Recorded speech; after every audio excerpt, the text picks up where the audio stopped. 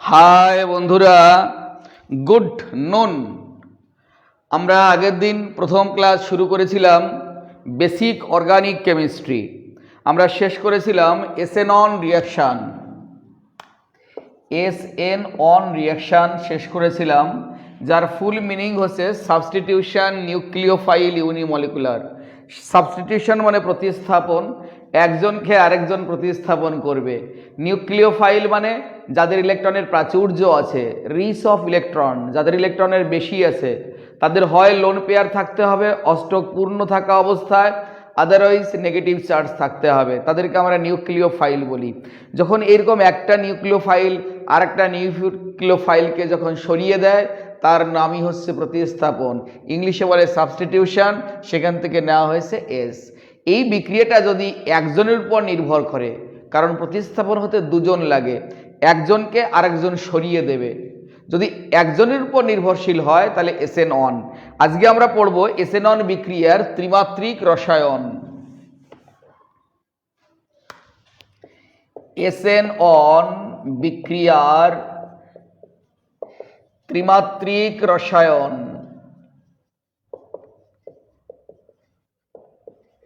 ইংলিশে বলে stereo chemistry. Stereo chemistry. Stereo chemistry of SN one reaction. Stereo কথাটার মানে কি? বাংলায় বলে ত্রিমাত্রিক। ত্রিমাত্রিক মানে তিনটে অসমান থাকবে, তাকে স্টিরিও বলা হয়। যেমন তুমি যদি একটা টেপ অথবা টিভি কিনতে যাও, দোকানদার বলবে দাদা সাউন্ডটা স্টিরিও আছে। অর্থাৎ একটা সাউন্ডের বিট যদি একটা একরকম হয়, আর একটা সাউন্ডের বিট আর একরকম হবে, তাকে বলে স্টিরিও আছে, একটু আলাদা। দেখবে ভগবান আমাদের যা দুটো করে অঙ্গ দিয়েছে শরীরে, তা একটা একটু ছোট, একটা একটু বড়, স্টিরিও আছে। ইভেন কি বাড়ি করতে গেলে যদি 12টা পিলার লাগে কোনো বাড়িতে, 6টা পিলারের মাপ একরকম হয় আর বাকি 6টা পিলারের মাপ অন্যরকম হয়। অর্থাৎ স্টিরিও আছে। নিশ্চয়ই কোনো ব্যাপার রয়েছে। ব্যাপারটা হলো ওরা যখন নাকি ভূমিকম্প হবে, তখন বাড়িটা যেন আপস ডাউন করতে পারে, তার জন্য 6টা পিলার একরকম, 6টা পিলার অন্যরকম। এখানেও আমাদের স্টিরিও কেমিস্ট্রি মানে ত্রিমাত্রিক, মানে তিনটে তিন রকম হবে। ধরো একটা কার্বন, এদিকে হচ্ছে আর, এটা হচ্ছে আর ড্যাশ, আর এটা হচ্ছে আর ডাবল ড্যাশ, মানে তিনটে তিন রকম নিয়েছি। এখানে একটা x nucleophile, K on K minus on, এটা বেরিয়ে যাবে ফট করে। এই তিনটে টানের মানে কি? এই যে একটা যেটা টান রয়েছে, এটা মানে এই পাশে বোঝাচ্ছে, পাশে, সাইড।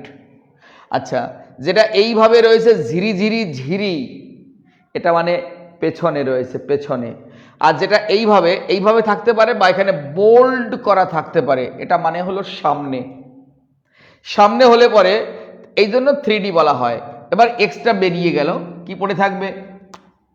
সি আর আর ড্যাশ আর ডাবল ড্যাশ, এটা পজিটিভ চার্জ। এইবার নিউক্লিওফাইল K2 নিউক্লিওফাইল আক্রমণ করবে, অ্যাটাকিং করবে। যখন নিউক্লিওফাইল অ্যাটাক করতে এসছে, কোন দিক থেকে অ্যাটাক করবে? এই দিক থেকে অ্যাটাক করবে না এই দিক থেকে অ্যাটাক করবে? ওর পজিটিভ চার্জকে দেখে মাথাই নষ্ট। বুঝতে পারছিস? তোকে যদি এইরকম বিশাল, তুই ক্ষুধার্ত, এমন সময় যদি হায়দ্রাবাদের বিরিয়ানি সামনে এরকম সাজিয়ে খেলে রয়েছে, এরকম পাতার উপরে দারুণ বিরিয়ানি, ধোয়া উঠছে, পাশে লঙ্কা লেবু সব রয়েছে, তোর কি পরিস্থিতি হবে? তুই কি এই দিক থেকে হামলে পড়বি না ওই দিক থেকে হামলে পড়বি? তোর কোনো ঠিক ঠিকানা থাকবে না। সেই রকম যখনই পজিটিভ চার্জকে কোনো নিউক্লিওফাইল দেখেছে, তখন নিউক্লিওফাইলের মাথাই নষ্ট।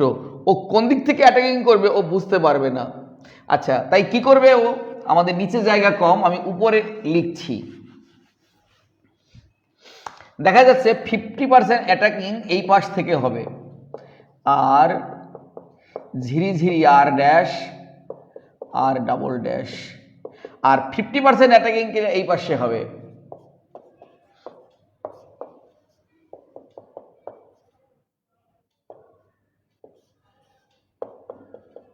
এরকম হবে। মাঝখানে যদি তুই একটা আয়না রাখিস, মিরর, দেখবি one half of the mirror image on the other half. খাতাটাকে ভাঁজ করলে, এরকম ভাঁজ করলে দেখবি এটা এটার উপরে পড়ছে, এটা এটার উপরে পড়বে, এটা এটার উপরে পড়বে, এটা এটার উপরে পড়বে। তাহলে একে অপরের দর্পণ প্রতিবিম্ব, ইংলিশে বলে মিরর ইমেজ, একে অপরের মিরর ইমেজ হবে। এই ধরনের যদি কেস হয় 50%, এদেরকে বলা হয় 50% ডেক্সট্রো, 50% লিভো। 50% ডেক্সট্রো, পুরো নাম ডেক্সট্রা রোটারি, বাংলায় বলে ডান আবর্তী, আর 50% লিভো, LEVO, লে ইভো, বাম আবর্তী, মানে লিভা রোটারি।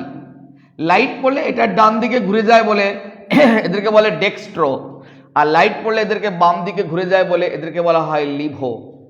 এই 50% ডিএল পেয়ার, 50% ডিএল পেয়ার, একে বলা হয় রেসিমাইজেশন, রেসিমাইজেশন। আর এই মিক্সারটাকে বলা হয় রেসিমিক মিক্সার। তাহলে এই যে ঘটনা, এটার নাম রেসিমাইজেশন, মিক্সারটাকে বলা হয় রেসিমিক মিক্সার। প্রশ্ন হলো স্যার, লাইট পড়লে এদের প্লেনটা কোনোটা ডান দিকে ঘুরে যাবে, কোনোটা বাম দিকে ঘুরে যাবে, এটা কেন হবে স্যার? বাবুরে, এদের যে চার রকমের আছে, এই দিকে যা আছে ওই দিকে তা নেই, কোনো দিকের সঙ্গে মিল নেই। চার রকম হলে লাইট পড়লে ঘুরে যাবে, কোনোটা ডান দিকে, কোনোটা বাম দিকে ঘুরে যাবে। যেমন আমার চেয়ারে 4টে পায়া আছে, 4টে পায়াটা একটা উঁচু, একটা নিচু, একটা মধ্যম আছে। আমি কি বসে থাকতে পারবো? রাখতেই পারবি না, ওখানে ও ঘুরে যাবে। মানুষের বা যে কোনো জিনিস রাখতে হলে সবসময় সিমেট্রি দরকার, ওর কোনো সিমেট্রি নেই। এই ধরনের কার্বনকে বলা হয় কায়রাল কার্বন সেন্টার, কায়রাল কার্বন সেন্টার, যার 4টে হাতে 4 রকম থাকে। বাংলা বলে অপ্রতিসম কার্বন কেন্দ্র, অপ্রতিসম কার্বন কেন্দ্র, অপ্রতিসম, এটারও তাই আছে, একই ব্যাপার। তাহলে আমরা এখান থেকে জেনে গেলাম রেসিমাইজেশন, এসেনন বিক্রিয়ার ত্রিমাত্রিক রসায়ন বা স্টিরিওকেমিস্ট্রি রেসিমাইজেশন দেখা যায়। আর এই মিক্সারটাকে বলা হয় racemic mixer. DL pair 50% dextro হয়, 50% লিভো, 50% ডানাবর্তী, 50% বামাবর্তী। আচ্ছা, এবং যে সমস্ত কার্বনে 4টে হাতে 4টে ডিফারেন্ট গ্রুপ যুক্ত থাকে, সেই কার্বনকে বলা হয় কায়রাল কার্বন সেন্টার, বাংলায় বলা হয় অপ্রতিসম কার্বন কেন্দ্র। এরা থাকলেই এই ধরনের আলোক সক্রিয় হয়, অপটিক্যালি অ্যাক্টিভ হয়, তারা লাইট পড়লে ঘুরে যায়। যে কোনো একটা সিমেট্রি যদি থাকে তাহলে এটা সম্ভব হয় না। ভগবান সবচাইতে মানুষকে বড় সিমেট্রি বানিয়েছে। মানুষকে মাঝখানে যদি তুমি কেটে দুভাগ করে ফেলো বা আয়না রাখো, on half on the mirror image on the other half, একে অপরের দর্পণ প্রতিবিম্ব। তাই মানুষ লাইট পড়লে মানুষের কোষগুলো আছে, যেগুলো সেল আছে, সেগুলো ডান দিকেও ঘুরে না, বাম দিকেও ঘুরে না। তাই আমরা সুস্থভাবে লাইটের মধ্য দিয়ে হেঁটে বেড়াই। তার মানে ভগবান আমাদের বানানোর সময় কতটা মানে কার্যকরীভাবে বানিয়েছে, কতটা এফেক্টিভভাবে বানিয়েছে, প্রোটেক্ট করেছে আমাদেরকে, ভেবে দেখতে পারো। এটা গেল এসেনন রিয়াকশান। আবার পুনরায় বলি, এসেনন রিয়াকশান সবচেয়ে ভালো হয় 3 ডিগ্রিতে, তারপরে 2 ডিগ্রি, তারপরে 1 ডিগ্রি। 3 ডিগ্রি মানে কারা? 3 ডিগ্রি মানে হচ্ছে যার 3টে হাতে, 3 ডিগ্রি মানে যার 3টে হাতে 3টে আর থাকবে, আর 3টে হাতে, এরা 3 ডিগ্রি।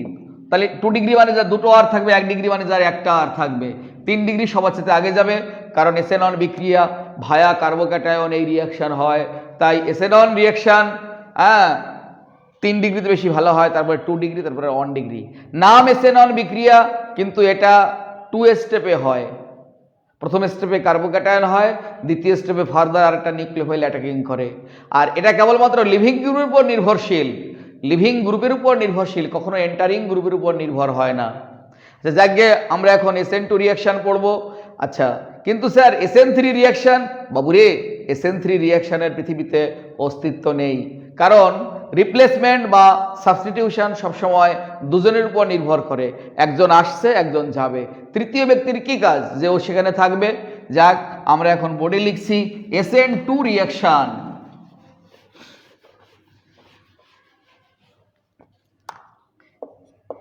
SN2 reaction. তাহলে এর পূর্ণ অর্থ কি? S for substitution, nucleophile bimolecular, bi মানে দুই, সাবস্টিটিউশন নিউক্লিওফাইল বাইমলিকুলার। যে সমস্ত সাবস্টিটিউশন বা প্রতিস্থাপন বিক্রিয়ার রেট অফ দ্য রিয়াকশন রিয়াক্ট্যান্টের সক্রিয় ভরের বা অ্যাক্টিভ মাসের 2 পাওয়ারের 2 ঘাতের উপর নির্ভরশীল হয়, this reaction is said to be SN2 reaction. যে সমস্ত প্রতিস্থাপন বিক্রিয়ার হার বিক্রিয়ক পদার্থের সক্রিয় ভরের 2 ঘাতের উপর নির্ভরশীল, তার মানে লিভিং গ্রুপের উপর নির্ভরশীল, এন্টারিং গ্রুপের উপর নির্ভরশীল, এই রিয়াকশন ব্যাকসাইড অ্যাটাক হয়। দেখো এটা ভালো হয় সব সময়ের জন্য, উল্টোটা হবে। আগের বার ছিল 3 degree 2 degree 1 degree alkyl halide, এবার হবে 1 degree 2 degree 3 degree alkyl halide, কারণ 1 ডিগ্রিতে ভালো হবে, ব্যাকসাইড অ্যাটাক হয়। তো দেখাচ্ছি ব্যাপারটা কেমন হয়। এটা নিউক্লিওফাইল, নিউক্লিওফাইল মানে যার ইলেকট্রনের আধিক্য আছে, প্লাস CH3I, পিছন থেকে লাথি মারবে ওর খুলে বেরিয়ে যাবে, তাহলে এটা K1, এটা K হবে -1, CH3I, আইটা যাচ্ছে হাফ বন্ড, নিউক্লিওফাইলটা ঢুকছে, একজন যাচ্ছে একজন আসছে, যাওয়া আসা যে স্টেপে হয় তার নাম হচ্ছে ট্রানজিশন স্টেট, প্লাস মাইনাস চিহ্ন দিয়ে দিয়েছি, তার মানে হচ্ছে যাওয়া আসা। যেমন bond breaking and bond making both take place in simultaneously a step, this step is said to be transition state। যেমন মানুষের জীবনে হবে প্রত্যেকেরই, তোমাদেরও একদিন সাধনাতলা, দেখবে সাধনাতলায় 3 জন ব্যক্তি এক জায়গায় উপস্থিত হয়, যারা বিয়ে করবে বর এবং কনে ওই আসরের মধ্যে তারা 2 জন উপস্থিত থাকবে, আর থাকবে মেয়ের বাবা অথবা বাবা শীর্ষস্থানীয় এমন কোনো ব্যক্তিত্ব।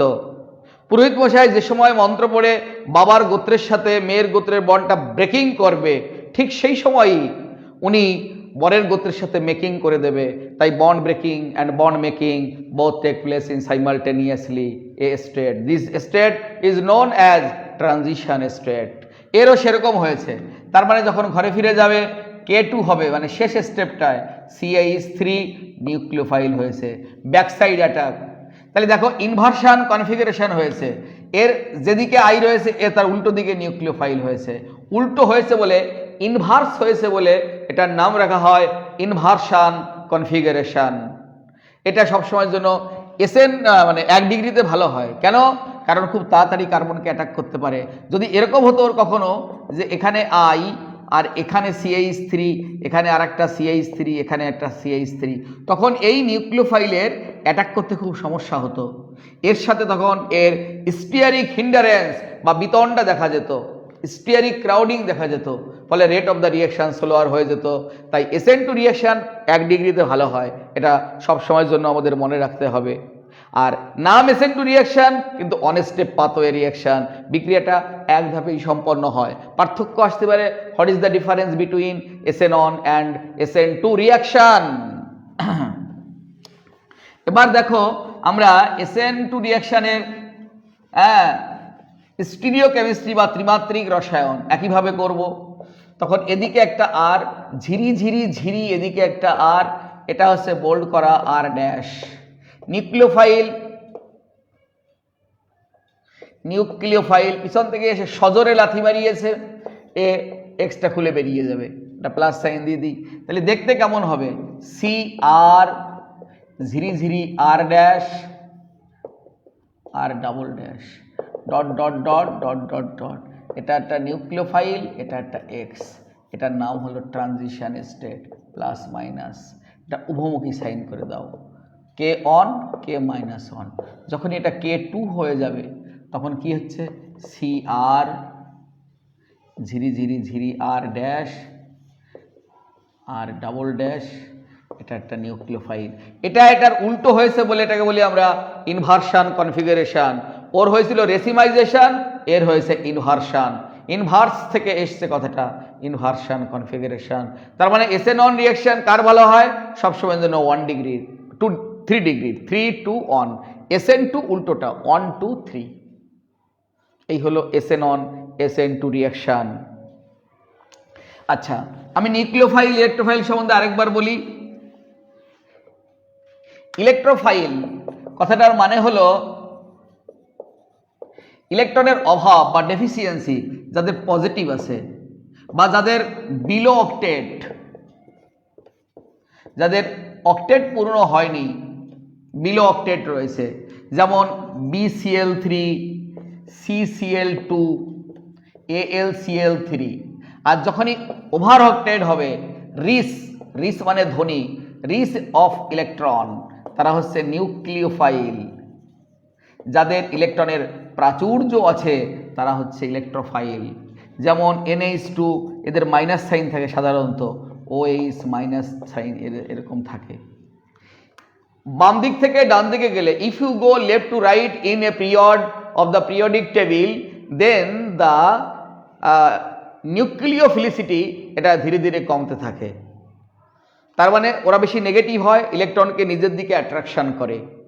তার জন্য যার ডোনার, যেমন এই যে NH2 আর OH মাইনাস, এর মধ্যে এ ভালো নিউক্লিওফাইল, কারণ অক্সিজেন বেশি ইলেকট্রোনেগেটিভ এলিমেন্টস, তাই এই ইলেকট্রনকে নিজের দিকে অ্যাট্রাকশন করছে, তাই বাইরে অ্যাটাকিং মুভমেন্ট তার কম হবে। কারণ nitrogen and oxygen both are same period elements, but oxygen is situated right hand side of the nitrogen. As a result, oxygen is very electronegative elements than that of nitrogen. এটাই বক্তব্য। আচ্ছা, এবার আমরা এই চ্যাপ্টারে কিছু ছোটখাটো জিনিস আছে। একটা হচ্ছে ফ্রি র্যাডিক্যাল কারা, ফ্রি র্যাডিক্যাল সেটা হলো যখনই সিমেট্রিক্যাল অর আমরা বলতে পারবো এটাকে হোমোলাইটিক ফিশন হবে, হোমোলাইটিক ফিশন, অথবা ক্লিভেজ হবে। এই Clটা ভেঙে যাবে। এই বন্ডে দুটো ইলেকট্রন আছে, তার মধ্যে একটা ইলেকট্রন হাইড্রোজেন নিয়ে যাবে, যার ইলেকট্রন Cl নিয়ে যাবে, মাথায় বসছে। এই বন্ড করতে হলে হাইড্রোজেনের একটা ইলেকট্রন লাগছিল, ক্লোরিনের একটা ইলেকট্রন লাগছিল। যেমন হ্যান্ডশেক করতে গেলে আমি একটা হাত বাড়িয়ে দিয়েছি, ওপাশ থেকে তুমি একটা হাত বাড়িয়ে দিয়েছো, আমি হাতটা তুলে নিয়ে আমার কাছে চলে গেলাম, তোমার হাতটা তুলে নিয়ে তোমার কাছে চলে গেলে, সেরকম বন্ড করছে। ওর ইলেকট্রনটা তুলে নিয়ে হাইড্রোজেন চলে গেল, আর এর ইলেকট্রনটা তুলে নিয়ে ক্লোরিন চলে গেল, তৈরি হয়ে থাকলো ফ্রি র্যাডিক্যাল। এটা হচ্ছে হোমোলাইটিক ফিশন বা ক্লিভেজ। যদি হেটারোলাইটিক হয়, হেটারোলাইটিক আর হোমোলাইটিক মানে কি স্যার? এটা বাংলায় বলে সমবিভাজন, আর এটাকে বলা হয় অসম বিভাজন। যদি এরকম কখনো হয়, ধরো HCl আমরা এখানে দেব না, ধরো HI দিলাম, Hটা প্লাস হয়ে গেল, Iটা মাইনাস হয়ে গেল। এই বন্ডে দুটো ইলেকট্রন ছিল, দুটো ইলেকট্রনটা কি আয়োডিন নিয়ে চলে আসলো। স্যার আয়োডিন তো দুটো ইলেকট্রন নিয়ে চলে গেছে, তাহলে ওর মাথায় দুটো মাইনাস না হয়ে একটা মাইনাস বসছে কেন? বাবুরে, এই বন্ডটা যখন প্রডিউস হয়েছিল তখন একটা ইলেকট্রন হাইড্রোজেনের ছিল, একটা ইলেকট্রন আয়োডিনের ছিল, তাহলে বেশি নিয়েছে কটা? একটা তো আয়োডিনের নিজেরই ছিল, একটা বেশি নিয়েছে, তাই একটা মাইনাস। আর হাইড্রোজেনও তাহলে একটা হারিয়েছে, তাই একটা প্লাস সাইন হয়। তাহলে যদি কখনো হেটারোলাইটিক ফিশন বা অসম বিভাজন হয়, তাহলে সৃষ্টি হয় আয়নের, আর তা না হলে এটা ফ্রি র্যাডিক্যাল সৃষ্টি হয়। আচ্ছা, এইবার hyper conjugation. What is hyper conjugation? Hyper conjugation হলো, তুমি ধরো CH ডাবল বন্ড CH2, এই পাশে একটা CH2 হাইড্রোজেন আছে, তাহলে এইটার রেসপেক্টে পাশের কার্বনটাকে বলে আলফা কার্বন। তুমি যাকে ধরবে তার রেসপেক্টে পাশেরটা আলফা, তারপরটা বিটা, তারপরটা হলো গামা। এই হাইড্রোজেনটা আলফা হাইড্রোজেন, এই হাইড্রোজেন যদি এখানে বন্ড করে, এই বন্ডটা খুলে বেরিয়ে যায়, তাহলে এটা কি পড়ে রয়েছে? CH2 double bond CH single bond CH2 minus sine, এরকম পড়ে থাকতে হবে। আর এই যে Hটা পাশে পড়ে থাকবে H প্লাস। H প্লাস অবাক কাণ্ড, বেরিয়ে যে এখানেই বসে থাকবে, ও কোথাও বাইরে চলে যাবে না। একে বলে নো বন্ড রেজোন্যান্স। রেজোন্যান্স হচ্ছে কোনো বন্ড ফরমেশন করেনি, তাই এটার নাম হলো নো বন্ড রেজোন্যান্স। এই এফেক্টকে বলা হয় বেকার নাথুন এফেক্ট। কি এফেক্ট বলা হয়? বেকার নাথুন এফেক্ট। আর এইবারে ও কি করেছে? এই নেগেটিভ চার্জ বেয়ার করছে, কারণ এই বন্ডটা ওর মাথায় এসে পড়ছে, তাই নেগেটিভ হয়ে গেছে। তাহলে এইখানে কার্বনের সাথে হাইড্রোজেনের সিগমা বন্ড ছিল, আর এখানে একটা বন্ড আছে, দ্বিতীয় বন্ড হলে পাই বন্ড হতে হয়। একটা বন্ড আছে, নতুন একটা বন্ড হলে তার পাই বন্ড হতে হয়, তাহলে এই বন্ডটা হচ্ছে পাই বন্ড। তার মানে CH sigma bond is converted CC pi bond, এটা এতে কনভার্ট হয়ে গেছে, CC পাই বন্ড হয়ে গেছে। এর নামই হচ্ছে হাইপার কনজুগেশন। যার আলফা হাইড্রোজেন সংখ্যা বেশি, মানে যে কার্বনে ডাবল বন্ড আছে তার পাশে যে কার্বন, তার হাইড্রোজেন সংখ্যা যার বেশি সে তত বেশি হাইপার কনজুগেশন বেশি, আর তার স্টেবিলিটি, যখন সে ক্যাটায়ন ফরমেশন করে তখন তার স্থায়িত্ব বেশি, এবং এই অ্যালকিনগুলো বেশি স্টেবল হয়। তাহলে আজকে আমরা এসএনন রিঅ্যাকশনের স্টিরিওকেমিস্ট্রি, SN2 রিঅ্যাকশন এবং তার stereochemistry, difference, hyperconjugation, homolytic fission, heterolytic fission আর হাইপার কনজুগেশন, এগুলো আমরা শিখলাম। আমাদের পরের দিন আবার আমরা নতুন জিনিস শিখব। আজকের এই ছোট্ট নাটক এখানেই শেষ হয়ে গেল। আজ আর নয় ভাই পথিক, যাত্রা করো তুমি তোমার গন্তব্যস্থলে।